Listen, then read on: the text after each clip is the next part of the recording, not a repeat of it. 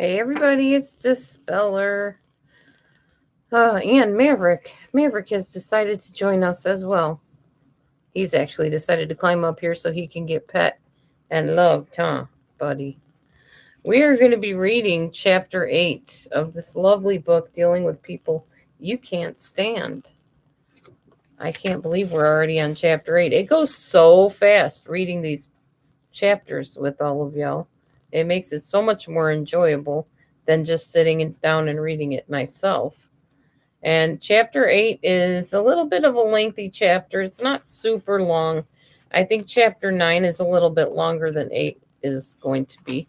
But we will begin and get right into chapter 8. As always, like, subscribe, hit the thumb if you like the video, and ring the bell so you can get all the uploads. All right. So this is called Get What You Project and Expect. So I'm going to show you this. It looks like there's a little projector or something. I don't know what's going on in that picture. Maybe you guys know what's going on in that picture.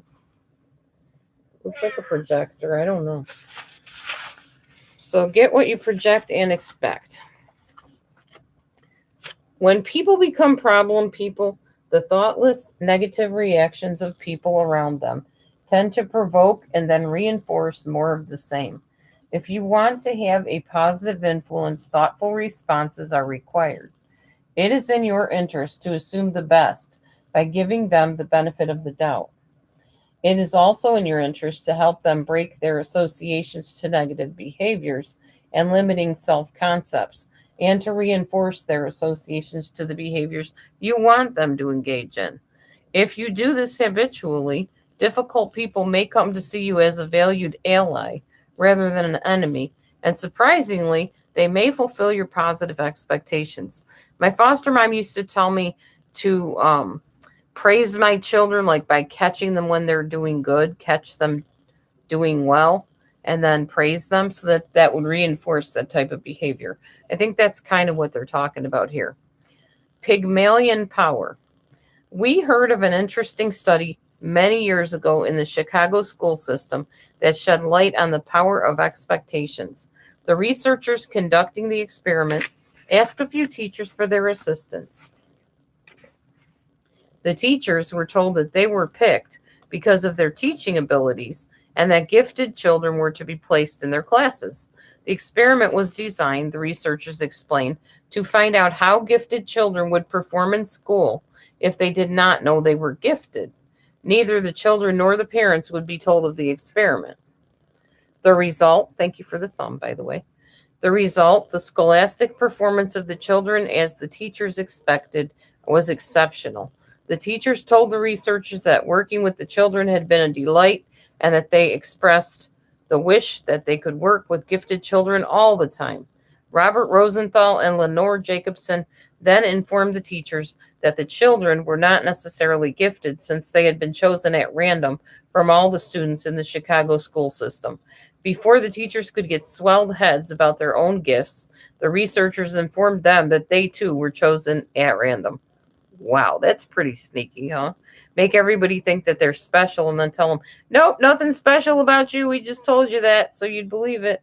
The researchers called this remarkable performance outcome the Pygmalion effect in the classroom. The teachers' high expectations for the students, though never officially expressed, helped the students to believe in themselves and act accordingly.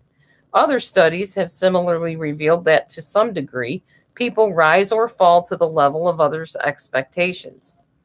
Perhaps you have experienced the difficulty in overcoming someone's negative opinion of you, where in spite of your best efforts, anything you said or did was distorted into something else. Parents use Pygmalion power whenever they tell their children, if I've told you once, I've told you 1,000 times. You're messy, clumsy, a liar, a slob. You don't care about anybody but yourself.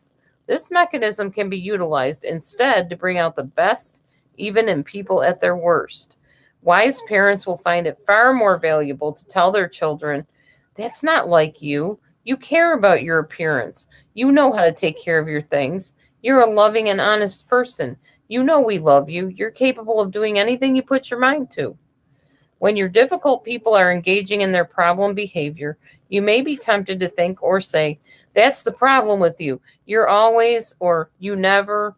To use Pygmalion power effectively, learn to say, "That's not like you. You're capable of blank," and describe how you want them to be, as if they truly are capable of living up to your description. And whenever your difficult people behave in a manner that you would like to see repeated, learn to say, "That's one of the things I like about you. You blank," and describe their positive behavior as a way of reinforcing their identification with it. Betsy had been married to Sully for several years. Sully had a terrible temper. Sully was one of those people to whom home is where you go when you are tired of being nice to people. As soon as he walked in the door, he would unload all his frustration about work on Betsy. Betsy honestly asked herself if she wanted to leave the relationship, and she decided she didn't. She resolved then and there to change her own behavior in order to change the situation. That evening, when her husband walked in the door and began his habitual outpouring of anguish, she raised her voice loud enough for him to hear her and said, "Sully, that's not like you." Even though it was, she continued, "You know we don't deserve this. You're the kind of man who cares about his family, and I know you would never want to upset us intentionally." Her remark caught Sully by surprise. Not knowing how to respond, he spun around and left the house, coming back home a little later and keeping to himself. Betsy continued to greet his temper tantrums with these kind of statements, and after about 3 weeks, a remarkable thing happened. Sully walked in the house, upset about a day at the office, but before she could say a word to him, he held up his hand to silence her, and he nodded his head. I know, that's not like me." He laughed, she laughed, and that was the end of the negative behavior pattern. Her use of Pygmalion power changed their lives. I encourage you guys to try this online. Try the Pygmalion effect on people. Just start saying, "I know that's not like you. I know you really care about people. I know you really don't want to slander and smear your friends." See if it works. It's be worth a try. We realize that Pygmalion power is not the easiest thing to use when people are acting like jerks. You may have to spend some time mentally rehearsing it before you're able to walk this way with ease. You may have to force yourself to hope that they have it in them to change when no evidence of such an ability is apparent. Yet we have no doubt that you can surprise yourself delightfully with your power to bring out the best in people at their worst. Assume the best and give the benefit of the doubt. Joe was an engineer facing a crushing deadline. He had retreated to his office in the hopes of getting some quiet time to concentrate on getting the work done. Yet here was Carol, a fellow engineer, sitting in his guest's chair, giving him advice about the project. The advice was nothing Joe needed. He just needed to be left alone. If Joe had said, "Look, Carol, I don't have time for this right now," Carol might have left thinking, "Fine, last time I tried to help him out." But instead, Joe said, "Carol, I really appreciate your willingness to help me out on this project with your time and your ideas." To which Carol proudly replied, "Anything for a pal." Then Joe continued, "What would really help me out at this point is if I could be alone for a while so I can focus my attention. Would you do that for me?" And of course, Carol said, "Sure, no problem." Assuming the best can have a positive effect on problem people, whether it's true or not. In the last example, Carol may not have been trying to help. Maybe he was sitting in Joe's office avoiding something he didn't feel like working on. But when Joe acknowledged the positive intent of Carol trying to help him, Carol was not going to say, "Help you? Nah, you got me all wrong, Joe. I'm just sitting here wasting your time while I procrastinate on what I don't feel like doing." Whenever you tell people they're doing something wrong, they will get defensive. You minimize defensiveness in other people by giving them the benefit of the doubt and assuming the best. For example, let's say you have gotten negative feedback from some customers about a particular service rep's behavior. If you just come out and tell the rep about the complaints, your behavior may be perceived as a daily dose of abuse, and the rep may argue with you or try to prove his or her innocence. Or the rep may begin an internal dialogue of self-justification and not hear another word you say. On the other hand, if you begin by assuming the best, You can say, I know you really care about giving great customer service because you care about our customers. It is highly unlikely that the rep will respond, no, I like to annoy our customers because I could care less. Instead, given the opportunity to identify with a positive intent, the rep is more likely to say, of course I do. Then you can state your intent. And I'd like to see you succeed in doing the best job you can do. You have now made it clear that your goal is to help. To that effect, I have some feedback for you from a few customers that I'd like you to take into consideration to your service and your service efforts. Appreciate criticism. Hang on, let me see how long this is. Oh, it's almost done. If you're one of those people who have a knee-jerk reaction to criticism, particularly when it seems unfair, perhaps you've noticed that defending yourself tends to make things worse. Yes. Methinks thou dost protest too much, said the bard. The implication is that your defenses are an admission of guilt, and anything you say may be used against you. So the more you try to explain, the more criticism seems to stick. Here's a simple short circuit to rapidly bring criticism to a close without internalizing it or fighting against it. Verbally appreciate the criticism as a way of ending it. No defense, no explanation, no justification. A simple thanks is all it takes, and it's over. And I should try that for sure. Okay. At a conference we attended a few years ago, a participant named Marge took offense at a joke told by the speaker, Leo. On a break, Marge charged up to Leo and angrily accused him of being a horrible and vicious human being for telling that joke. Leo tried patiently to explain that he had been asked to tell the joke by a woman who organized the conference. He didn't even know what it meant.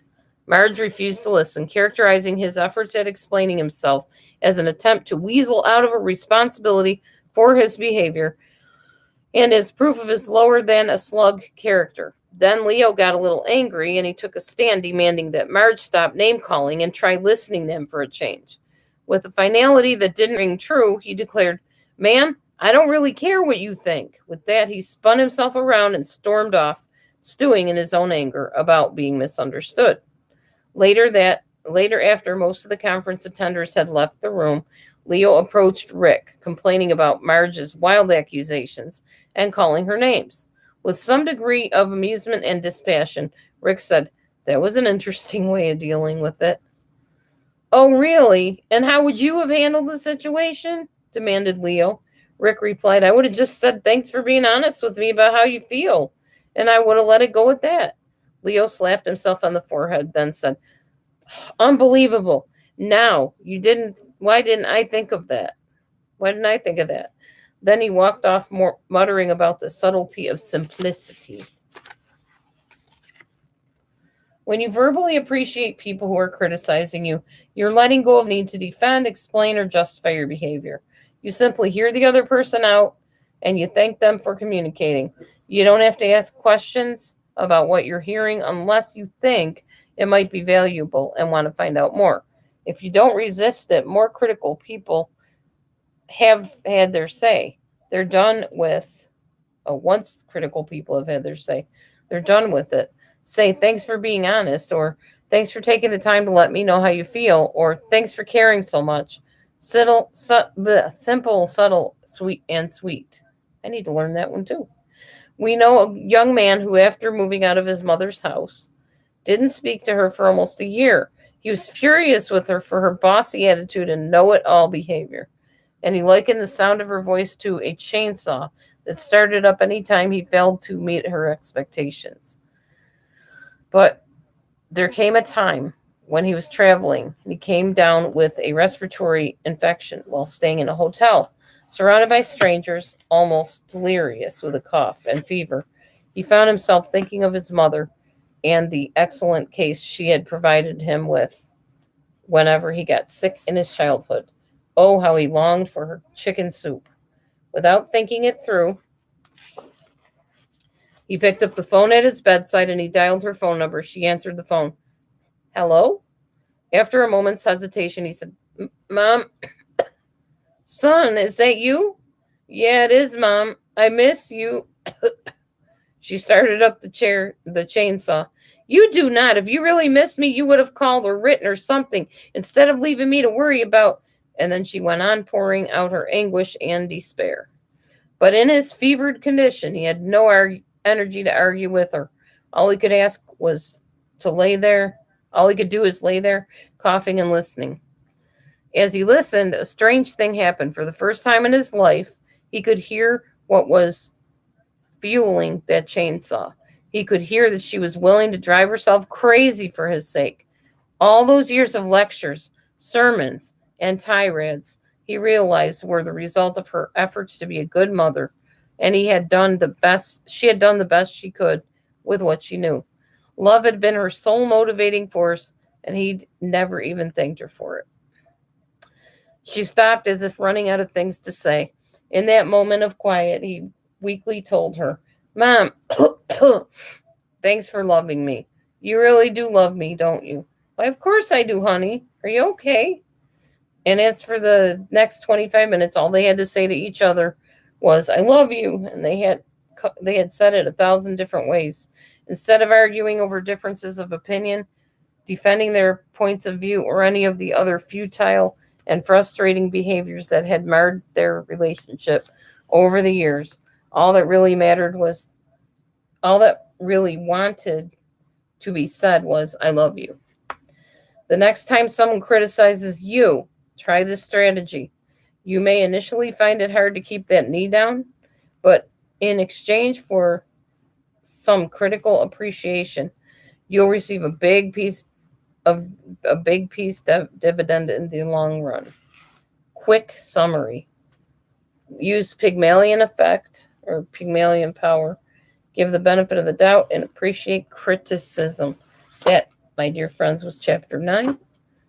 And I'm going to skedoodle. I'm just going to keep it short tonight. But I hope that you enjoyed that chapter. I hope you got something out of it. Please leave your input down below and your comments and questions, whatever. And I will talk to you on the next live stream. Shalom.